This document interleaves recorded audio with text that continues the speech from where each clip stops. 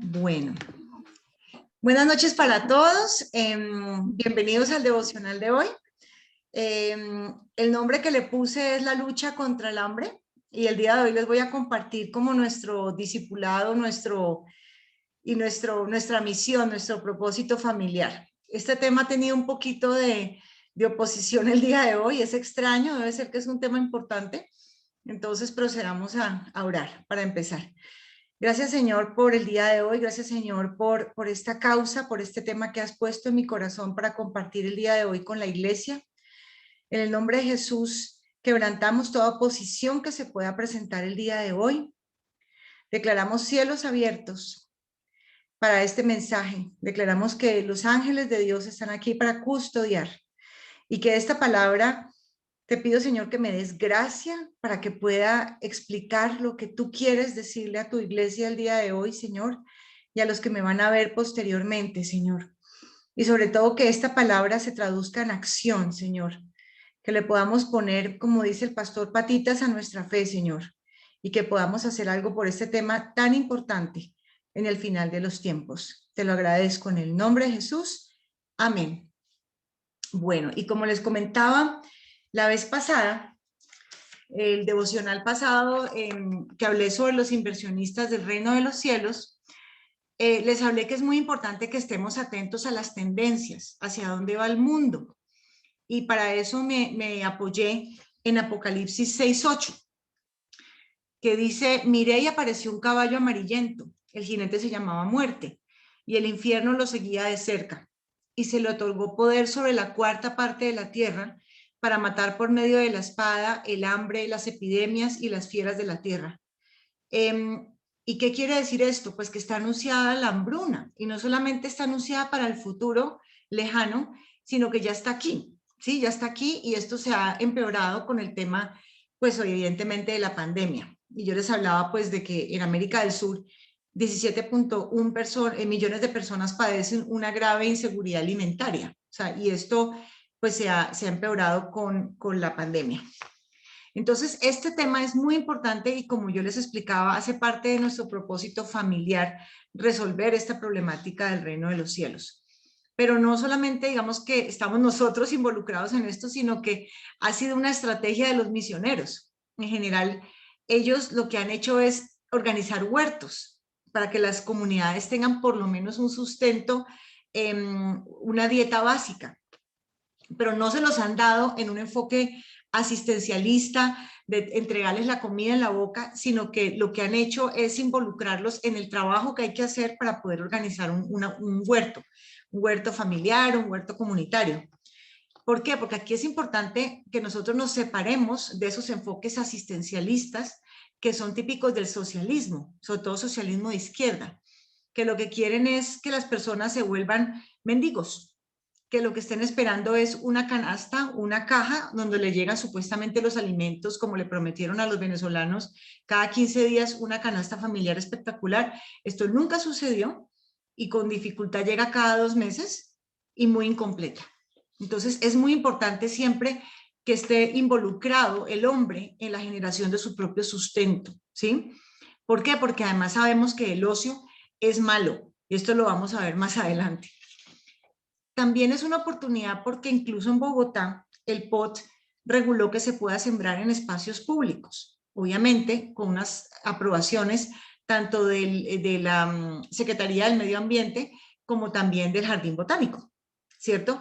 Pero también este mensaje va a aquellas personas que tienen tierras, que tienen fincas y que de pronto no estamos haciendo nada con ellas. Y es algo muy importante y el Señor exhorta el día de hoy a que se haga algo con estas tierras. Sabemos además, por lo que les conté la semana pasada de los inversionistas del reino, que tenemos que buscar cómo nuestros esfuerzos y nuestros recursos están representados en cosas que tengan capacidad de generar valor por sí mismas. Y realmente la tierra fundamentalmente es la que tiene valor intrínseco, ¿sí?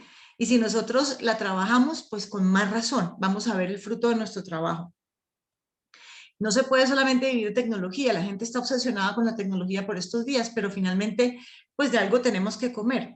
Y les doy un dato. Bill Gates es el principal terrateniente de los Estados Unidos. pregunta, ¿por qué? Porque él ya sabe para dónde va esto, porque muy posiblemente él hace parte de un grupo de personas que han organizado todo este final de los tiempos a su acomodo. Entonces el Señor ha dicho en su palabra que mientras la tierra exista, habrá siembra y cosecha, frío y calor, verano e invierno, y días y noches. Entonces, con esta promesa que el Señor nos hace, sabemos que hasta el último día que el mundo exista, podremos llevar a cabo la agricultura y podemos generar sustento para nosotros, pero también para las comunidades. Es decir, que no debería haber personas que murieran de hambre o que pasaran hambre en nuestro país, en nuestra nación. Pero lo curioso sobre Colombia son las cifras sobre el hambre.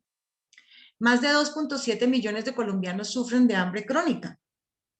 10.9 millones de colombianos tienen un consumo insuficiente de alimentos. Y ya con los peores puntos de la pandemia llegó a 12 millones de colombianos. Antes de la pandemia, 88.9% de los hogares colombianos podían consumir 3 comidas al día. Ahora solo el 68.1% puede comer 3 comidas, mientras que el 29.2% come 2 veces al día y el 2.6% una vez al día. No pueden comer nada más porque no tienen la posibilidad de hacerlo. El 54.2% de la población en Colombia vive en inseguridad alimentaria, mientras que la otra mitad, es decir, nosotros podemos ayudar a resolver esta realidad. 1.6% de los niños del país tienen una desnutrición aguda y 12.7% sufren de desnutrición crónica. Y esto parece absurdo para un país como Colombia que no tiene estaciones y que en general todo su territorio es bastante fértil, salvo muy poquitas excepciones. Entonces realmente el Señor nos está exhortando a nosotros los colombianos a que hagamos algo y que pongamos a producir la tierra. Y cuando hablamos también de la tierra, también hablamos en general del problema de la pobreza, ¿sí? Y cuando vemos qué es la pobreza, pues la pobreza en nuestro pueblo es a todo nivel. Pues por falta de conocimiento, mi pueblo ha sido destruido.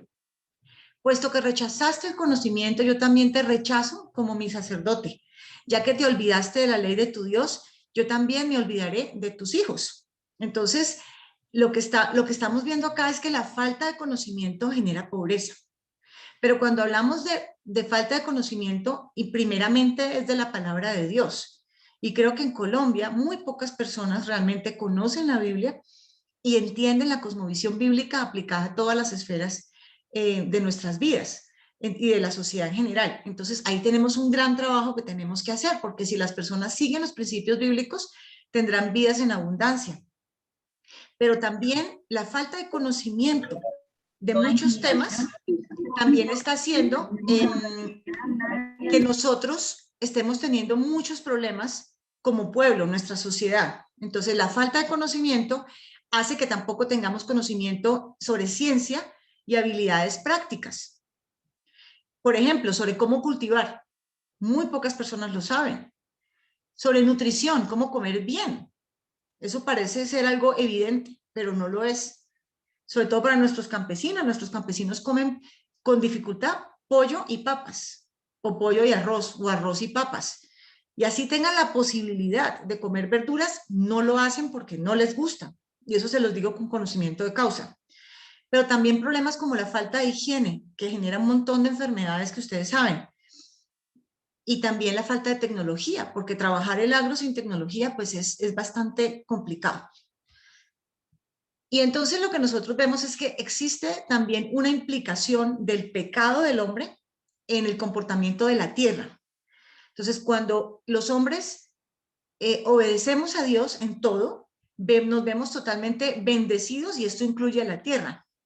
Pero del mismo modo, en Deuteronomio 28 se ve clarísimo que si el hombre desobedece lo que dice la Biblia, pues seremos malditos y por el derecho también la tierra. O sea, la tierra no va a producir lo que se supone que produce. Y tristemente, esto que les voy a leer en Deuteronomio 28, la segunda parte, se cumple en Venezuela. Y principalmente por temas que tienen mucho que ver con la brujería. La brujería genera maldición y por el derecho maldición sobre la tierra. Entonces, ¿qué sucede con Deuteronomio 28 en la parte de las bendiciones? Acontecerá que si oyeres atentamente la voz de Jehová tu Dios para guardar y poner por obra todos sus mandamientos que yo te prescribo hoy, también Jehová tu Dios te exaltará sobre todas las naciones de la tierra, y vendrán sobre ti todas estas bendiciones, y te alcanzarán si oyeres la voz de Jehová tu Dios. Bendito serás tú en la ciudad y bendito tú en el campo. Bendito el fruto de tu vientre, el fruto de tu tierra, el fruto de tus bestias, la cría de tus vacas y los rebaños de tus ovejas. Mi hermana Claudia conoce mucho, por ejemplo, algunos sitios en Guatemala, conoce mucho las iglesias de allá, y me contaba que hay pueblos en Guatemala en donde todo el pueblo se convirtió al cristianismo y que el tamaño de la cosecha es algo abrumador, o sea, y que cada cosa es así de grande y que no saben qué hacer con toda la cosecha. Ahí se ve que definitivamente Dios bendice, pero cuando vemos un pueblo que se aparta totalmente de Dios, y esto está pasando, digamos, en Venezuela actualmente, aunque la iglesia en Venezuela está teniendo un impulso impresionante y un avivamiento, pero tuvieron que pasar por un caldero, ¿sí? Y están todavía tratando de salir de él.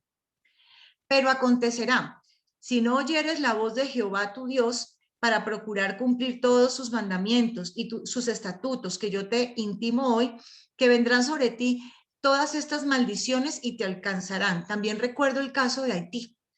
Como Haití y República Dominicana comparten una misma isla, pero son dos extremos.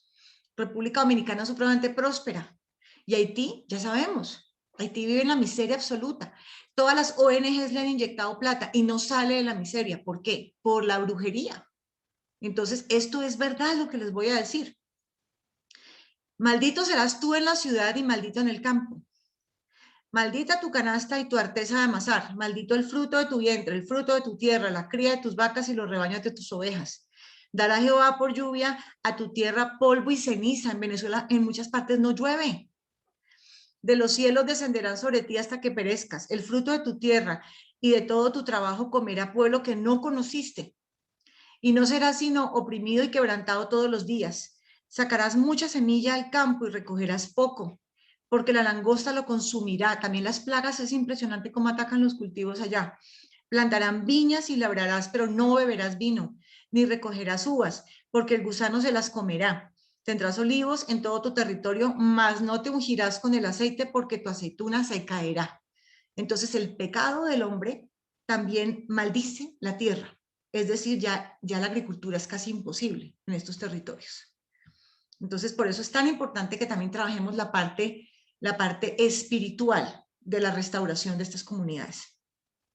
Entonces, ¿qué estrategias proponemos para el tema del hambre en Colombia? Inmediatas. Primero, producir excedentes en nuestras fincas o en los lugares que tengamos, ¿sí? Por ejemplo, poner árboles frutales, cultivos, y donar los excedentes a las fundaciones que trabajan con población vulnerable de manera directa, sin intermediarios. Pero fíjense en las fundaciones con las que van a trabajar para que sean pan y palabra, que sea una fundación que también se esfuerce por discipular, por enseñar la palabra de Dios, porque de lo contrario somos como socialistas, que queremos, como esas ONGs de izquierda que lo que hacen es tratar de buscar subsidios, pero realmente no están transformando comunidades. Le pueden poner plata toda la vida y no se le nota. ¿Por qué? Porque no están transformando el corazón, el espíritu del hombre. Entonces, es muy importante por eso que escojamos muy bien las fundaciones. 2, comprarle al campesino en su finca a un precio justo y traerlo a fundaciones, de nuevo fundaciones que tengan la cosmovisión bíblica. Y podemos incluso organizar una vaca entre los amigos e irnos de compras a los municipios aledaños, estableciendo relaciones directas con los campesinos sin intermediación. Nosotros vamos, compramos y los llevamos a las fundaciones. Entonces, esto es otra manera de hacerlo, pero aún mejor, la tercera, hacer proyectos productivos con comunidades. Entonces, enseñarles a sembrar, cómo es el tema del procesamiento de los alimentos, cómo es el tema de la nutrición y los hábitos saludables. La gente le mira como por debajo del hombro a las leguminosas, a la lenteja, dicen que es para la gente pobre. Cuando si se tomaran 5 minutos para estudiar las propiedades de las lentejas, se darían cuenta que las leguminosas están recetadas para casi todas las enfermedades que existen. Dicen consuma más leguminosas. Entonces no es para pobres. Deberías de consumirla por lo menos una vez a la semana. Pero he visto gente incluso humilde que dice, ay no, yo no como lentejas porque eso es cuando uno está muy pobre. Yo les digo, pues en mi casa se consumen todas las semanas, o por lo menos cada 15 días, pero semanalmente siempre consumimos leguminosas, porque es muy importante por nutrición. Frutas, verduras para tener buena salud y poder tener incluso, estoy ya hablando con unos comedores espectaculares que están trabajando con población vulnerable, unos proyectos productivos con ellos mismos. Pero entonces, ¿qué es importante? No solamente solucionar el problema de la nutrición o el hambre, sino disipular para que haya un cambio de corazón y por ende un cambio de las malas costumbres que trae este pueblo. Porque recuerden que la pobreza es por todo esto que les voy a decir. La pobreza viene por la brujería. La pobreza viene por la infidelidad de las parejas, o sea, que no, realmente estamos teniendo hijos con un montón de señores o con un montón de señoras. La borrachera. Si uno quisiera realmente mejorar el campo colombiano, que los hombres no se emborracharan y no se tomaran la quincena. Con eso ya existe mucho. Abandono de los hijos también es otra mala costumbre de nuestro pueblo. El problema del manejo de las deudas y del dinero. Entonces viven endeudados hasta para tomar. Entonces, así tú le metas mucha plata a una comunidad. Si tú no resuelves esto, seguirán pobres. Y también problemas como la falta de higiene, que también lleva a problemas de salud. Entonces, esas son las estrategias que proponemos, que son bíblicas. La Biblia habla de compartir la producción y lo dice en Deuteronomio 29, 19 y Levítico 13, 22. Cuando recojas la cosecha de tu campo y olvides una gavilla, no vuelvas por ella. Déjala para el extranjero, el huérfano y la viuda. Así el Señor tu Dios bendecirá todo el trabajo de tus manos. Entonces, esto está en dos partes, ¿sí? Y también es muy importante, sobre todo, que los incluyamos en lo que es el esfuerzo que toca hacer para sacar adelante estos cultivos o estos comedores o los programas que queramos emprender. Porque recuerden que el ocio está muy mal. Y acá hay una exhortación muy clara al trabajo en 2 Tesalonicenses 3:6. Y dice, hermanos, en el nombre del Señor Jesucristo les ordenamos que se aparten de todo hermano que esté viviendo como un vago y no según las enseñanzas recibidas de nosotros. Ustedes mismos saben cómo deben seguir nuestro ejemplo. Nosotros no vivimos como ociosos entre ustedes ni comimos el pan de nadie sin pagarlo. Al contrario, día y noche trabajamos arduamente y sin descanso para no ser una carga a ninguno de ustedes. Y lo hicimos así, no porque no tuviéramos derecho a tal ayuda, sino para darles buen ejemplo. Porque incluso cuando estábamos con ustedes les ordenamos el que no quiera trabajar, que tampoco coma. Entonces, de ninguna manera un cristiano puede estar de acuerdo con un subsidio mínimo para una familia, que el mínimo básico, nosotros no podemos estar de acuerdo con eso, porque eso es antibíblico. O sea, ¿cómo así que una familia o un señor no hace ningún esfuerzo y recibe plata sin haber trabajado? Dios no está de acuerdo con eso y aquí está clarísimo. ¿Qué excepciones podemos ver de que no tienes que pedirle pues que trabaje en el trabajo que estamos haciendo aquí? Ancianos enfermos, bebés, ¿sí? Pero de resto, si no tienes ningún impedimento, debes trabajar. Siempre debes involucrarlos y que ellos hagan algo a cambio de la ayuda. No que sea asistencialista, porque esto es matar por completo el plan de Dios para el hombre. Y nosotros, los que tenemos dones, talentos, recursos, relaciones, tenemos que ponerlos al servicio de Dios, al servicio del reino de los cielos. Porque recuerden que a todo el que se le ha dado mucho, se le exigirá mucho, y al que se le ha confiado mucho, se le pedirá aún más. Entonces, si tenemos una tierra, una finca, 2 hectáreas, 1 hectárea, una fanegada, y no estamos haciendo nada con ella sino una casita de recreo, esta es una exhortación a que por lo menos le pongamos árboles frutales y compartamos esa producción. Entonces, este es el soporte, digamos, bíblico, de cosmovisión bíblica, de por qué tenemos que sugerir o comenzar a emprender proyectos productivos. Que el trabajo dignifica al hombre y lo aparta del ocio. 2, le enseña a pescar y le permite ganarse su propio pan. 3, elimina el asistencialismo y le quita poder al estatismo, porque recuerden que esos estados que quieren ser un pulpo y que quieren encargarse absolutamente de todo y que le prometen todo a la gente a cambio de ningún esfuerzo, eso va en contra de la Biblia. O sea, la Biblia está en contra de cualquier tipo de forma de estatismo, llámese comunismo, socialismo, progresismo. Todo esto es totalmente antibíblico. Y estos proyectos deben ser liderados por el cuerpo de Cristo, es decir, la iglesia, y deben de manejar la cosmovisión bíblica, porque de resto no estamos transformando nación, simplemente estamos dando el pan en la boca y estamos generando gente dedicada al ocio, ¿sí? Entonces, algunos versículos que soportan todo lo que les acabo de decir. Dios el Señor tomó al hombre y lo puso en el huerto del Edén para que lo cultivara y lo cuidara. O sea, no para que se dedicara a cantar canciones y no hacer nada. Ahí está clarísimo lo que tenía que hacer. Dichosos todos los que honran al Señor, dichosos los que van por sus caminos, dichoso serás y te irá bien cuando te alimentes del fruto de tu trabajo. O sea, todas las personas tienen que trabajar. El que antes robaba, que no vuelva a robar. Al contrario, que trabaje y use sus manos para el bien, a fin de que pueda compartir algo con quien tenga alguna necesidad. Las manos negligentes llevan a la pobreza, las manos diligentes conducen a la riqueza. El que labra su tierra se sacia de pan, pero el amigo de vagos no tiene cordura. Y finalmente la gran comisión para todos nosotros, para la iglesia, por tanto, y de hacer discípulos a todas las naciones, bautizándolos en el nombre del Padre y del Hijo y del Espíritu Santo, enseñándoles que guarden todas las cosas que os he mandado. Y de esos que hemos venido hablando en todos estos devocionales, son todas esas cosas que Dios nos ha mandado. Y les quiero poner el ejemplo de estos dos siervos de Dios que utilizaron huertos y la agricultura como una estrategia para apoyar a los pueblos. Cameron Townsend, ambos son norteamericanos. Cameron Townsend, que apenas murió en 1982, o sea, este caso es muy reciente.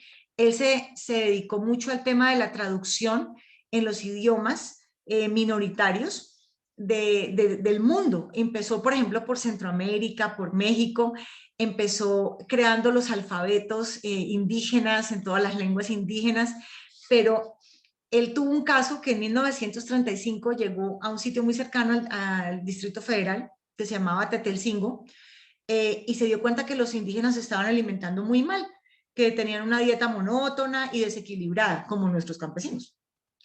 Y entonces propuso en la plaza central de ese pueblo, lo dejaron hacer un huerto, perdón, con frutales y hortalizas, y les enseñó a comerlas y a sembrarlas a los indígenas. Entonces, es muy importante enseñarles a comer. Y si acá hay, por ejemplo, personas que saben de nutrición, que son chefs, ahí hay un campo de acción espectacular de enseñar a la gente a comer bien y darles buenas ideas de cómo usar las verduras y las frutas. Esto fue tan bonito que el presidente del momento, que no estaba muy de acuerdo con los misioneros, que era Lázaro Cárdenas, los visitó y porque él miró una cartilla que él había hecho, una cartilla de alfabetización en las lenguas indígenas, pero también porque le mostraron el producto de los huertos. Entonces, él tuvo curiosidad, fue y conoció, y esta impresión tan grande que le dio el ministerio de Cameron Townsend abrió las inversiones del gobierno mexicano hacia estas comunidades indígenas para apoyar proyectos productivos, pero también construir infraestructura para ellos. ¿Todo a raíz de qué? Realmente fue del huerto. Le llamó mucho la atención. George Washington Carver, eso es otra cosa, yo como siempre con mis cuñas, léanse la vida de George Washington Carver y la de Cameron Townsend. Son las famosas biografías de Foucault que me encantan y que me las he devorado todas. Entonces se las recomiendo porque si les gustan mis historias, aquí te las cuentan completas.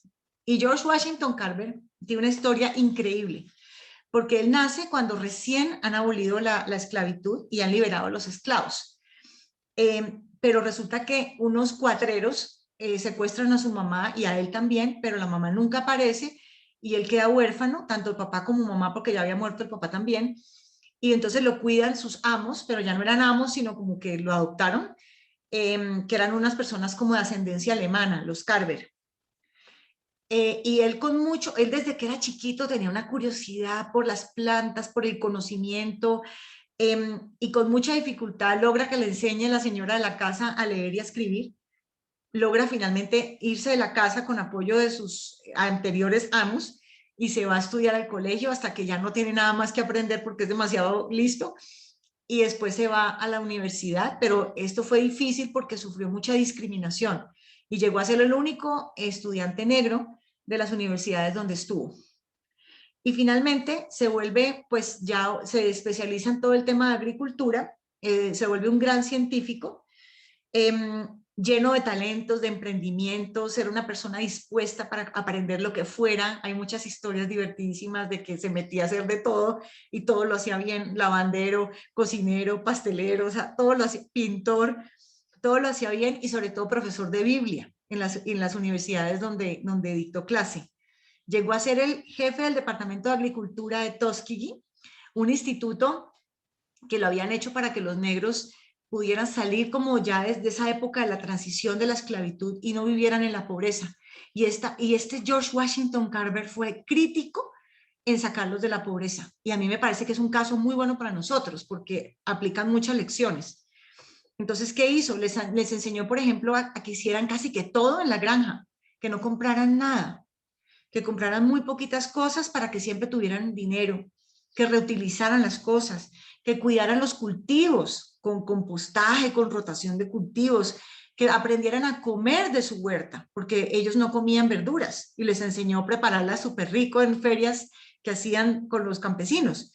Les enseñó a amar su casa y a cuidarla y a ponerla bonita, con florecitas, a pintarla, a que oliera rico, a que no estuviera cochina. Todos esos hábitos de higiene se los enseñó también.